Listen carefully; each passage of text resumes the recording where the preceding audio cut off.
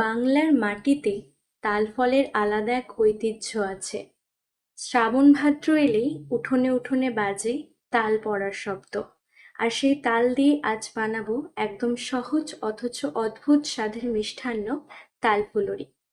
আজকে রেসিপির জন্য যা যা লাগবে: তালের কাঠ ঘষে বের করা, মোথা বা পেস্ট, চিনি স্বাদ মতো, ময়দা পরিমাণ মতো, সুজি পরিমাণ মতো, মৌরি 1 চা চামচ, আর পরিমাণ মতো তেল ভাজার জন্য। চাল গুঁড়ো নেই, কোনো অসুবিধা নেই, এই উপকরণেই বানানো যাবে একদম পারফেক্ট ফুলুরি। আচ্ছা, তালের মোথা বের করার একটা টিপস বলি। পাকা তাল ভালো করে ধুয়ে খোসা ছাড়িয়ে হাত বা ঝাঁঝারি দিয়ে কাঠ ঘষে নিন। তারপর ছেঁকে নিন যাতে আঁশ না থাকে। এরপর মিক্সিং বাটিতে সব উপকরণ মেশাবো। একটা বড় বাটি নিলাম, নিয়ে তার মধ্যে ময়দা দিয়ে তার উপর তালের কাঠ, একে একে সুজি, তারপর স্বাদ মতো চিনি, 1 চা চামচ মৌরি ও পরিমাণ মতো একটু নুন দিয়ে ভালো করে ব্যাটারটা মিক্স করে নিলাম।